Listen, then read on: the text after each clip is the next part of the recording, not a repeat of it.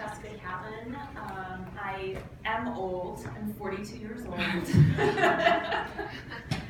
I grew up in a western suburb, St. Charles. Maybe some of you know it. Graduated, yeah, right there. Graduated from St. Charles High School before it was East. Went to the University of Wisconsin at Madison. Any Badgers? Woo! Yay! During the course of my career, I have worked in Washington, D.C. for a while in the Senate. Then I moved to Arizona to be closer to family, and among the many things that I did while I was there, I worked at Phoenix Children's Hospital in communications and marketing. So, and I was there for 6 years, so I think that means I have more medical training than you do. But I moved home 4 years ago, about 4.5 years ago. My family's still here, and in August of 2015, I had, just moved back about a year before, and for several months, I had noticed that I had blood in my stool. So I went to a doctor, and she, a primary care physician, she did a very quick exam, and she said that I was too young for colon cancer, and that I probably just had an internal hemorrhoid, and it would go away. Fast forward a year later, I was diagnosed with stage 3 rectal cancer, which is, as Dr. Kircher mentioned, rectal cancer, colorectal cancer is on the rise in people under 40. It's actually decreasing in populations over 50-ish because people are being screened more often, but it's on the rise and nobody knows why in the under 40 crowd. And during my talk today, what I really want to do is kind of take you through that continuum of the diagnosis, the treatment, and then I like how you called it the balance of life. Because I think there are lessons of things that were helpful to me and things that were not so helpful to me. Not so helpful was that first doctor that saw me, who works here. And I say that not because I'm angry, not because I have a revenge motivation. It's because even the very best can make mistakes.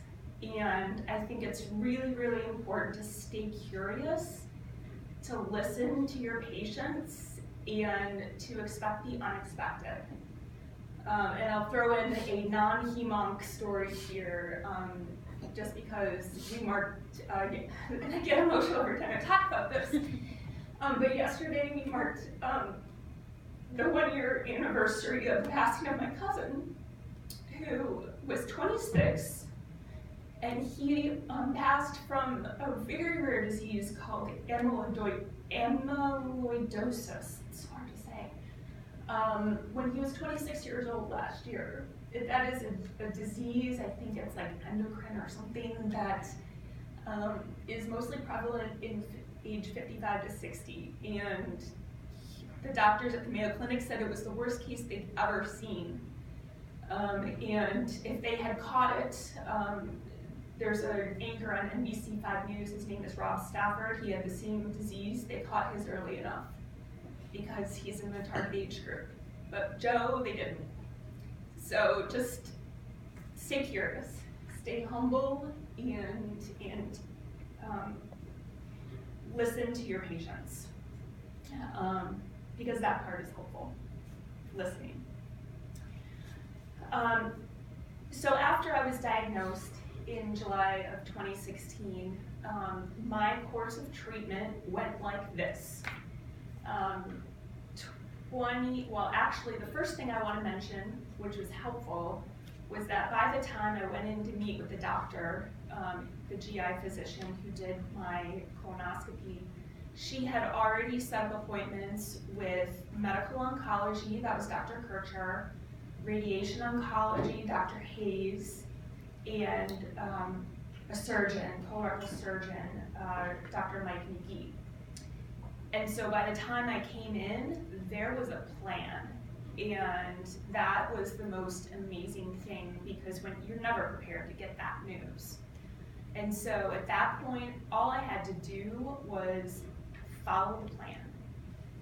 And it was 2 days of CT scans and MRIs and tests and blood tests. And one of the cool things that happened is Ronnie Woo, if anybody is a Cubs fan here, was getting a blood test the same time I was. And so I have a picture. That's one of the pictures you didn't pull, by the way. So that was kind of fun. And I'd have to say, just to interject just 1 second, that coordination of care that she got, there's no system in place to do that well. So when you guys go out into practice, like if I just from a very practical standpoint, if I want that to happen on one of my patients, oh man, like that's me emailing these doctors and their nurses and everything like that. Like, we need better systems, that can help us help our patients, because that is something that years later she's sitting up here talking about still. It's that important. But there's no system in place to do that automatically. Right. And I do. So the protocol for me was start with radiation because of the stage, and my tumor was very low down in my rectum, and so they weren't sure if they were going to be able to save my anus, essentially. So they started with the radiation to see if they could shrink the tumor up to give the surgeon a wider margin of error for when he went in. So it's like 28 days of radiation that I did after work every day, which was really convenient. Radiation tables, not very helpful, not very comfortable. There's a business opportunity there, I'm telling you right now. Just gonna put it out there. I'm a professional fundraiser now. I actually even offered to raise money for it, so that offer's still on the table. So after that, then we went into surgery where Dr. McGee removed the tumor, removed my entire rectum, and he will brag about it to this day. He was able to do all of that and save my sphincter muscles, so that what they did was then create a temporary ostomy. And if anybody wants to see, we're filming this right now because I like to do patient education, but if anybody wants to see like my scars and stuff after class, I'll totally show you, because it's really cool.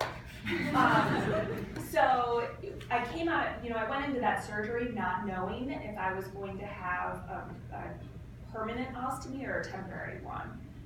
But he did a really great job, laparoscopic surgery. I had the temporary ostomy.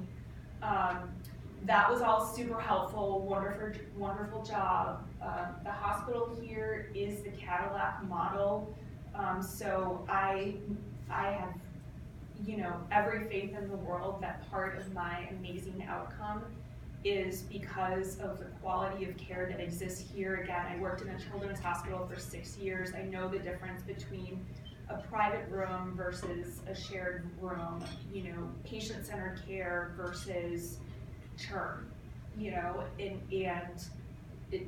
I will say that the one really horrible experience that I had after that surgery was, the second night I was so bloated, and I was so, because the hydration issues and everything with surgery, and then the gas, and I in the middle of the night, in kind of like PS, besides this, I was a depression anxiety patient since 2008. So I had that already kind of into this. And I was so freaking out, I literally thought I was gonna explode that night. And the next morning, I gave the residents, they were rounding, I gave them, oh my God, I gave them a huge talking to about, what to expect. And the nurses were pumping me full of painkillers all night long, and the doctor came in and said, that's the worst thing you can do for her, because because that is going to continue to stop her up. So there was a coordination and care problem there. After that, I had my ostomy bag and went into chemotherapy with Dr. Kircher and her team, which, you know, I would say it was almost like the easiest part of the experience for me. And that's so, people think that's really weird to hear, because when you think of a cancer patient, you think of like chemo and, you know, sad music and people losing their hair and like chemo. This is what I did during chemo. You know, I sat there, I had to come in every other week. I would bring a friend and I would do work. I was working through this, or I was, you know, helping my friends who were working on campaigns.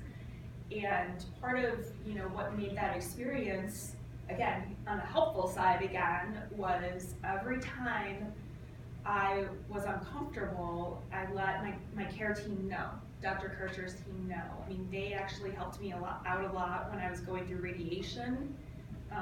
Toward the end, it was like painfully impossible to poop because they had been radiating my asshole, you know, like that, you know, they helped me through that.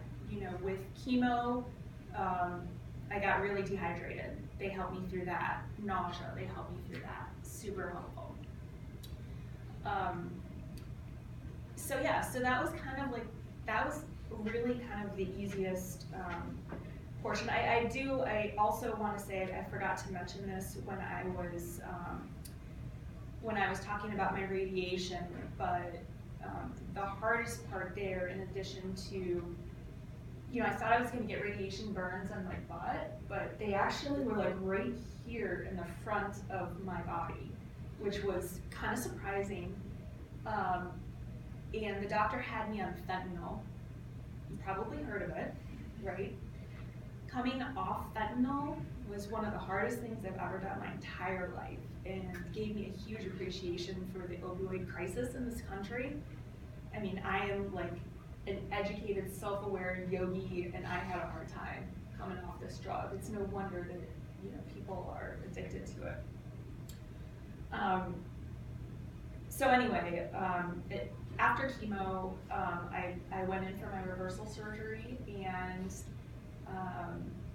you know, I don't have the ostomy bag anymore. That's a whole, I could go on about the ostomy bag forever. We only have so much time.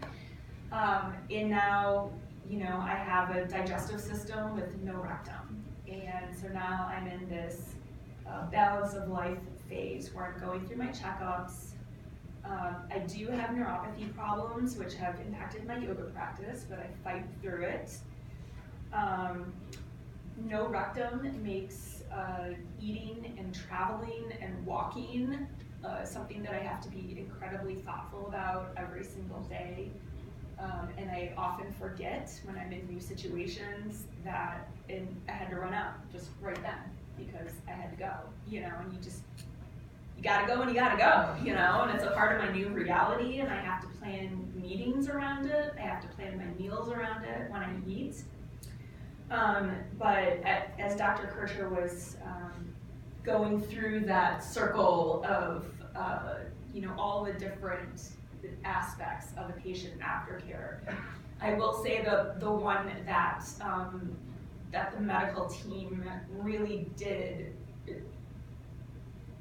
wasn't as not so helpful, we'll say it that way, was the impact of radiation, not only to my pelvic floor and the muscles, but what that does. They told me that I would go into menopause, and they asked me repeatedly about my fertility, but they didn't give me any clue as to what that was going to mean, you know, throw me into menopause, what menopause does to your body, what it does to your ability to have intimacy, both, you know, the menopause affects that, and then the radiation and what it does to the muscles of your body. And that has been, like, honestly, one of the hardest struggles, you know, in this balance of life portion.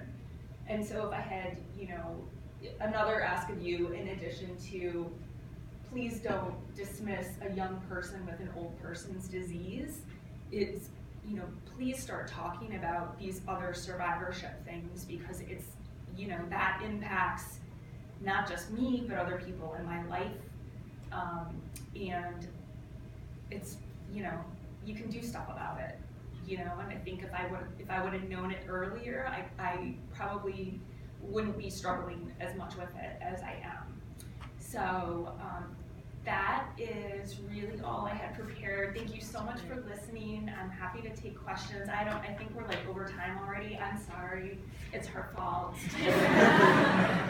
She always talks too much. But thank you so much. Thank you so much for going any into questions. this. So yes, we could probably spend a couple minutes with questions. That clock is fast. That so, clock yeah. is fast. Yeah. That's very well planned. Yeah. Thank you. Thank you. Yes. Have you ever looked up any supplements or other things to deal with the side effects of your chemotherapy or potentially make it more effective, and how did you mention this discussion? Yeah, so thank you for asking that question. And for anybody that didn't hear, it's essentially around, you know, supplements or integrative medicine, right? And I definitely took, you know, some supplements. I take supplements now. You know, I took supplements during when I was going through the menopause. Some supplements that that helped my mom go through her menopause. I definitely, you know, tried really hard to stay hydrated. You know, I definitely upped like certain vitamins. I am a strong believer in, you know, there's always something else that you can do to be helpful, even if it's just to help your body heal, you know. And I can't, if I went back, I could probably write down a long list for you of some things I did, you know. And What was your perspective of the information you got from the medical system about nutrition and supplements? Because you're going to be asked that all the time from your patients. What do you feel like you got any useful information from the medical team? Or did you want it? Did you want it from them? You know, I think in some sense, kind of going back to your whole quarterback analogy, I really do feel like I kind of was the only quarterback of my medical team, and I have a physician who's a naturopath, and you know, she had some suggestions for me on certain foods that might be more helpful. When I did ask the medical community, you know,